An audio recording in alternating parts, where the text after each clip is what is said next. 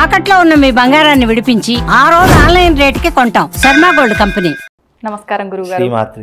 గురుగారు, ఎటువంటి సమస్యకైనా ఖర్చు లేకుండా ఆల్ ఇన్ వన్ గా పనిచేసే ఒక చిన్న పరిహారాన్ని తెలియజేయండి గురుగారు. తప్పకుండా. ముందుగా ప్రేక్షకులందరికీ శ్రీమాత్రే నమః, శ్రీ గురుభ్యో నమః. జ్ఞానినాంనపి చేతాంసి దేవి భగవతి హిస బలాయ కృష్ణమోహాయ మహామాయ ప్రయశ్చతి. అంటే ఆల్ ఇన్ వన్, అన్ని సమస్యలకు ఒకే పరిష్కారం అంటున్నారు. ఉంది ఇలాంటి సమస్యకైనా ఇప్పుడు ప్రతి మనిషికి ముఖ్యంగా మూడు సమస్యలు చెప్తాను. ఒకటి ఆర్థిక సమస్య, 2 కుటుంబ పరంగా సమస్య, 3 వృత్తిపరంగా వ్యాపార పరంగా సమస్య. ఈ 3 సమస్యలు చాలా ప్రధానమైనటు మనిషి జీవితంలో. అవి 3 లేకపోతే అతని కంటే గొప్పవాడు ప్రపంచంలో ఎవడూ లేడు. ఈ 3 మనిషిని ఎప్పుడు కూడా, ఇవి 3 ఉన్నాయంటే మనిషిని ఎప్పుడు కూడా అనారోగ్యవంతుడిగాను, ఆలోచించేవాడిగాను, లేదా డిప్రెషన్లకు తీసుకుని వెళ్ళేలాగా ఈ 3 సమాధానాలు ఉంటాయి. అలాగే ఈ 3 మన జీవితంలో లేవు, ఈ 3 కూడా మనకు అన్ని అనుకూలంగా ఉన్నాయంటే ఆ మనిషి నిరంతరం ఆనందంగా ఉంటాడు. అంటే అన్ని సమస్యలకు ఒకే పరిష్కారం అని చెప్పేసి ఈ 3 సమస్యలను అయితే ప్రధానంగా తీసుకోవచ్చు.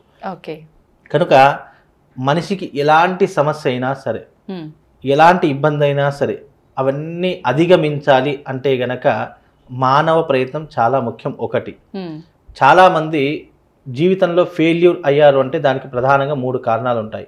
ఒకటి లవ్ ఫెయిల్యూర్, ప్రేమ. ఎందుకంటే మనం ఎంతో నమ్మి ప్రేమించినటువంటి వ్యక్తి మన జీవితంలో దూరం అయిపోవచ్చు, లేదు అని అంటే మనల్ని మోసం చేయవచ్చు, లేదు అంటే ఎన్నో రకాలుగా ఇబ్బంది పెట్టవచ్చు. అది ఒకటి మోసం జరిగింది అంటే అది ఎన్నో రకాలుగా మనిషిని నష్టపరుస్తుంది. ఒకటి నమ్మక ద్రోహం, అంటే మనము ఎంతో నమ్మకంతో డబ్బులు ఇస్తూ ఉంటాము, లేదా అతనికి మనము మన నమ్మడంతో అన్ని విషయాలతో షేర్ చేసుకుంటూ ఉంటాము, లేదా ఒక వ్యక్తిని నమ్మాము అంటే మనల్ని కిందికి లాగడానికి మన వెనక చెడు గోతులు తవ్వుతున్నాడు అంటే అది చాలా పరమ దరిద్రము. అలాంటి విషయం జరిగినప్పుడు, అలాగే మనము పెట్టినటువంటి డబ్బులు, అంటే ఈ బిజినెస్కి వ్యవహారాలు ఉంటాయి కదా, దాంట్లో పెట్టినటువంటి డబ్బులు తిరిగి రాకపోవడం కానీ, లేదా మనల్ని నమ్మించి మన పార్ట్నర్లని మోసం చేయడం కానీ, ఇలాంటివి జరిగినప్పుడు కూడా ఎన్నో రకాలుగా బాధలు పడుతూ ఉంటాము.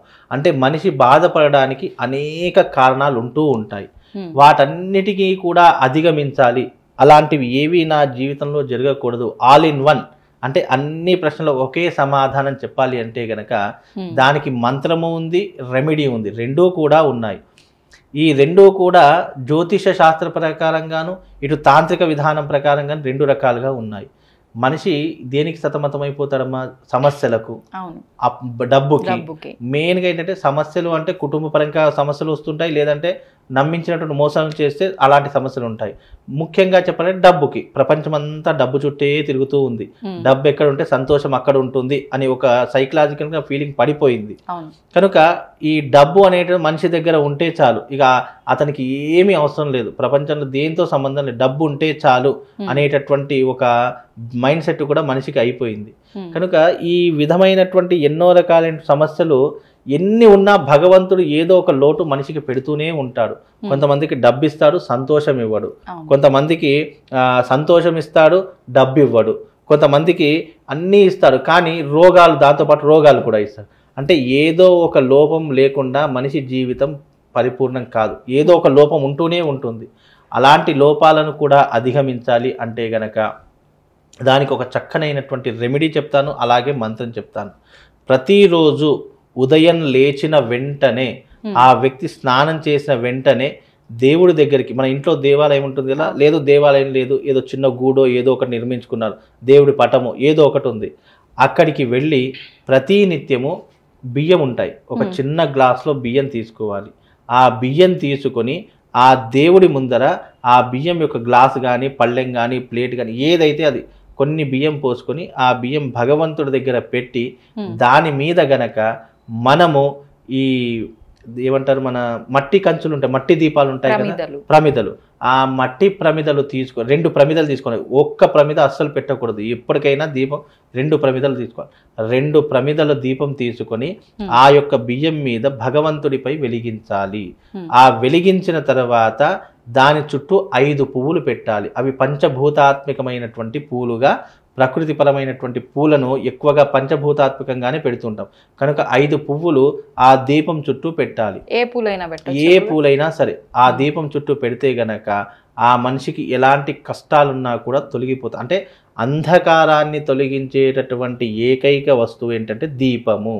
దీపం అంటే చాలా మట్టుకు చిన్న చూపుగా చూస్తుంటాం, అదే దీపం పెడితే అయిపోతుంది కదా అని అనుకుంటాం. కానీ దీపము మనిషి జీవితంలో గొప్ప కాంతిని, గొప్ప వెలుగుని ప్రసాదించేటటువంటిదని చాలామంది అర్థం చేసుకోలేరు. కనుక అగ్నికి ఎంత గొప్పతనం ఉంది అని అంటే గనక మనము ఏదైనా చెడు వచ్చినా కూడా, నెగిటివ్ వచ్చినా కూడా మనల్ని రక్షించేటటువంటిది అగ్నిదేవుడు అని చెప్పేసి కూడా జ్యోతిష్ శాస్త్రం నిర్ణయించింది.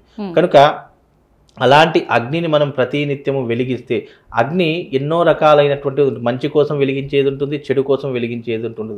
ఇది మంచి కోసం వెలిగించేటటువంటి దీపం కాబట్టి ఇలా వెలిగించినా కూడా ఆ మనిషి ఎన్ని కష్టాలున్నా కూడా తొలగిపోతారు. దానికి కూడా ఒక పర్టికులర్ టైం ఉంది. ఉదయం 6 నుంచి 7 గంటల లోపు మాత్రమే ఆ దీపాన్ని వెలిగించాలి, ఒక పద్ధతి. అలాగే దీనికి ఒక మంత్రం కూడా చెప్తాను. ముఖ్యంగా ఇది రహస్యమైనటువంటి మంత్రం కనుక ఇది ముఖ్యంగా ఇది చేసుకునేటటువంటి వారు గనక ఈ మంత్రం జపిస్తూ అక్కడ దీపం వెలిగిస్తే గనక అఖండ ఐశ్వర్యంతో పాటు అప్పుల బాధలు, అనారోగ్య సమస్యలు కూడా దీని ద్వారా తీరిపోయే అవకాశాలు ఎక్కువగా ఉంటాయి. అది ఏమిటి అంటే గనక ఓం శ్రీం హ్రీం క్లీం, ఓం శ్రీం హ్రీం క్లీం, ఈ యొక్క 3 బీజాక్షరాలను చదువుకుంటూ ఆ దీపం పెట్టి ఈ యొక్క బీజాక్షరం ఎవ్రీడే ప్రతిరోజు కూడా 108 సార్లు ఈ 3 బీజాక్షరాలను చదివితే చాలు అఖండ ఐశ్వర్యము. శ్రీం అంటే లక్ష్మీదేవి, హ్రీం అంటే కాళీదేవి, ఓం శ్రీం క్లీం అంటే సరస్వతి. అంటే 3 తల్లుల యొక్క బీజాక్షరాలు దీంట్లో కొలువై ఉన్నాయి. ఈ 3 దేవతల అనుగ్రహం ఉంటే గనక సృష్టిలో నీకు ఎలాంటి కష్టము రాదు. అన్ని సమస్య, ఇప్పుడు మనకు తెలియనటువంటి సమస్యలతో కూడా మనం పోరాడుతుంటాం ఒక్కొక్కసారి. అలాంటి సమస్యలు కూడా దూరం అయిపోవాలి అంటే గనక ఈ దీపం వెలిగించి ఈ రకమైనటువంటి బీజాక్షరాన్ని చదివితే గనక నీకు రావాల్సినటువంటి కష్టం కూడా నీ దాకా రాకుండా అది మధ్యలోనే ఆగిపోయేటటువంటి అవకాశము ఈ మంత్రానికి, ఈ దీపానికి అంతం. దీపము అంటేనే అంధకారాన్ని తొలగించేదని అర్థము.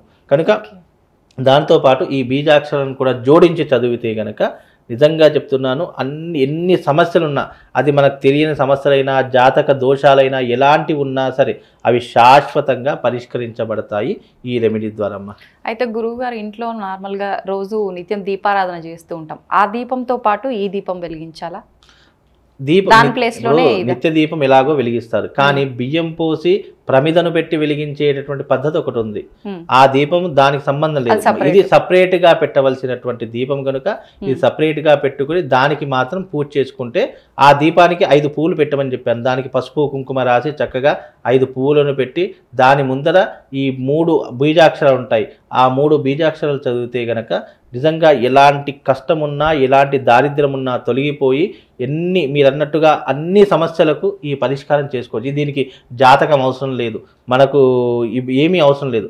ఆ మనిషి యొక్క కష్టాలను బట్టి నా జీవితంలో ఏ కష్టమైనా సరే తొలగిపోవాలి అంటే ఈ రెమెడీ చేసుకుంటే సరిపోతుంది.